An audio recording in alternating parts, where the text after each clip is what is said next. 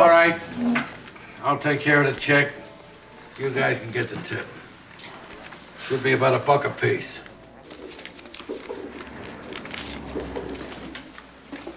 Come on, throw in $1. I don't tip. You don't tip? No, I don't believe in it. You don't believe in tipping? You know what these chicks make? They make shit. Don't give me that. She don't make enough money, she can quit.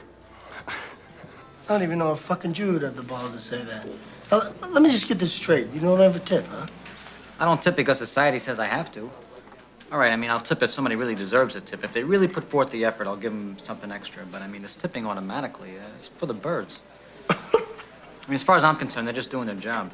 Hey, this girl was nice. She was okay. I mean, she wasn't anything special. What's special? Take you in the back and suck your dick? I'd go over 12% for that. Hey, look, I ordered coffee, right? Now, we've been here a long fucking time. She's only filled my cup 3 times. I mean, when I order coffee, I want it filled 6 times. 6 times? Well, what if she's too fucking busy? Words too fucking busy shouldn't be in a waitress's vocabulary. Excuse me, Mr. Pink, but the last fucking thing you need is another cup of coffee. Jesus Christ, I mean, these ladies aren't starving to death. They make minimum wage. You know, I used to work minimum wage, and when I did, I wasn't lucky enough to have a job that society deemed tip-worthy. You don't care if they're counting on your tips to live? You know what this is? It's the world's smallest violin playing just for the waitresses. You don't have any idea what you're talking about. These people bust their ass. This is a hard job. So is working at McDonald's, but you don't feel the need to tip them, do you? Well, why not? They're serving you food. But no, society says, don't tip these guys over here, but tip these guys over here. That's bullshit.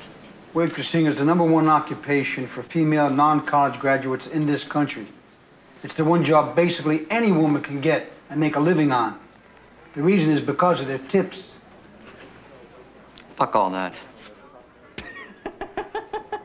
Jesus Christ. I mean, I'm very sorry the government taxes their tips. That's fucked up. That ain't my fault. I mean, it would appear that waitresses are one of the many groups the government fucks in the ass on a regular basis. I mean, if you show me a piece of paper that says the government shouldn't do that, I'll sign it. Put it to a vote, I'll vote for it. But what I won't do is play ball. And this non-college bullshit you're giving me, I got 2 words for that. Learn to fucking type. Because if you're expecting me to help out with the rent, you're in for a big fucking surprise. Just convince me. Give me my $1 back. Hey, leave the dollars there. Steve Buscemi was right. When I worked in a grocery store, I did some pretty backbreaking labor for minimum wage. As you might have expected, I never got tipped. Eventually, I started working in a hotel, and immediately I was earning more in tips for doing less work for people. Why? I'm going to try to answer the question of the seemingly arbitrary presence of tipping in America. What is deserving of a tip? You've done a service for me. Congratulations. You've done your job. But let's say you go above and beyond. You don't just do your job, you do a little more. Let's say you get my food fast, you make me laugh, you fill my coffee 6 times. I'll tip you. I'll throw in an extra $5 or $10 if I feel like you really gave a damn. Maybe you were just pretending, and if you were, color me fooled. You got the tip. Now, I'll tell you when I don't tip. You charged my credit card and handed me my food. You had a monotone voice during the entirety of our transaction. Really, you did your job and nothing more. There's nothing wrong with that, but don't expect me to fork over 20% of my check because you did the job you already get paid for. And if you really believe that people live off tips and therefore I should tip every single time no matter what, you would tip every time someone does a service for you. But I don't think anyone does that. Do you tip the guy who bags your groceries? No. Why not? It's arguably the same, if not more labor than the person who brings you your food at restaurants. I doubt anyone tips their mailman, yet he's out there busting his ass at 6 in the morning. You might tip your Uber driver, but you won't tip the bus driver, even though the bus driver is benefiting society so much more. Allow me to present a more anecdotal example. I was just in Tulsa, and I went to a Waffle House for the first time. While I was there, our waitress was appropriately chatty, gave us quick service, constantly asked to refill my coffee, and the food was delicious and cheap. The entire bill for 2 people eating a full breakfast was $20. We left a $5 tip and even came back the next day.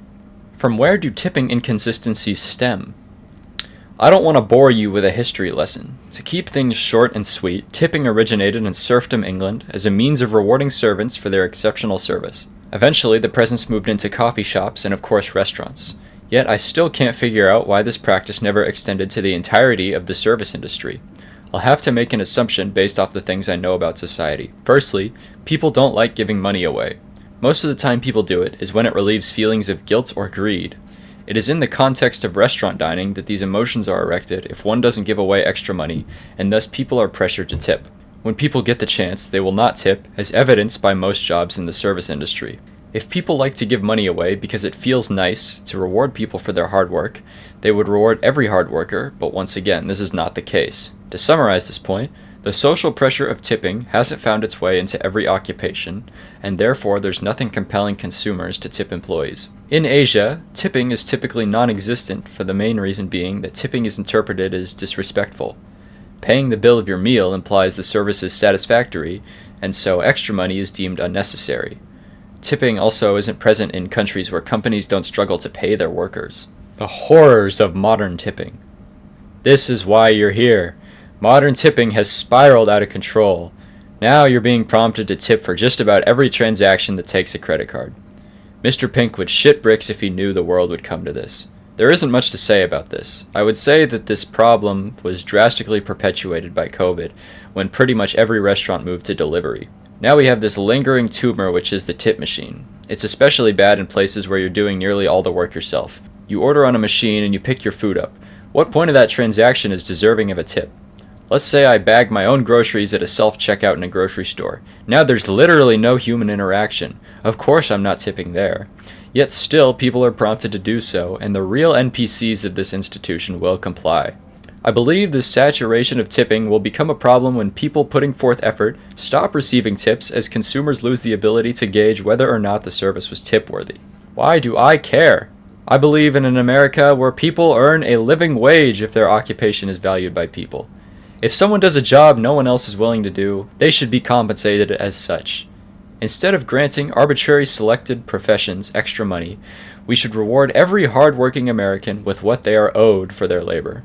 That means janitors, garbage men, construction workers, firefighters, and teachers.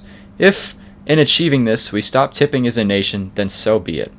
As it stands today and for the foreseeable future, we are expected to give 10 to 20% extra money for subpar service in circumstances with historical relevance, but not modern relevance. Companies will not self-govern when it comes to paying their employees. It is up to us, the working class, to demand life, liberty, and the pursuit of happiness while we still have a voice. I hope you enjoyed your stay at Walter's World. See you.